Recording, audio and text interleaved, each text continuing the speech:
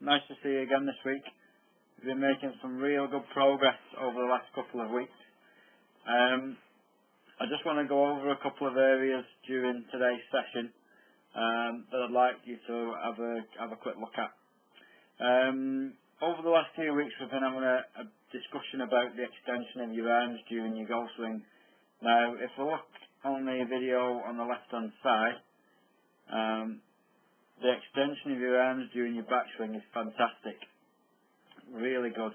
One thing that we need to look at is maintaining that extension of your arms as you come down to impact.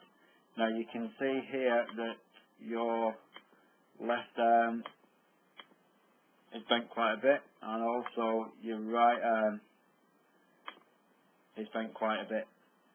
Okay. Now, as a result of those arms being bent, you're now having to reduce your height to get down to hit that golf ball. Now, the way you're reducing your height is you're bending your knees quite a bit now to get down into that golf ball. Now, what I would say is during that swing, when you've come to impact, you've lost all that height and you've bent your arms. When you come into your finish position, there's no extension there at all when you're going into that follow through.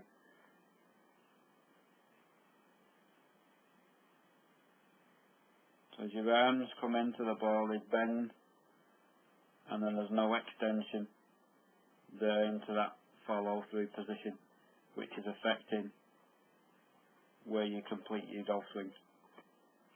If we have a quick look at the picture top right, there again you've got your driver in your hand, the club's a little bit longer. You can see again at the top of your backswing, a really good position. Again, because the club's a little bit longer, you're able to get back to the golf ball a little bit more easy. You can see again there that your left arm and your right arm are still a little bit bent, but because the club's longer, you've not had to bend your knees quite so much to get down to that golf ball. Now ideally there, if you can keep those arms extended, you will generate a lot more club head speed. You'd find it much easier to hit the golf ball, and you would hit the golf ball a lot further.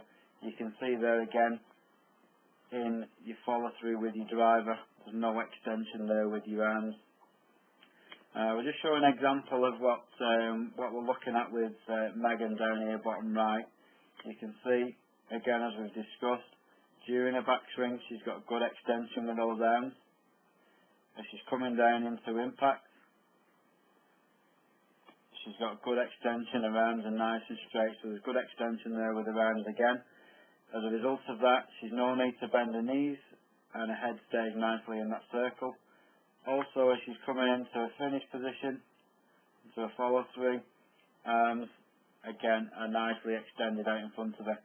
Now what that's going to do, that's going to allow her to get into a nice finish position, but also it's going to create maximum power, so she's going to hit that ball as far as she can with that club, and obviously when she's got a driving hand, she's going to hit it. She's going to put even more power into the shot, and she's going to hit it even further. So there's a couple of areas that you need to work on again over the week. So just keep looking at that extension of your arms during your backswing, down into impact, and keeping those arms extended into your follow through.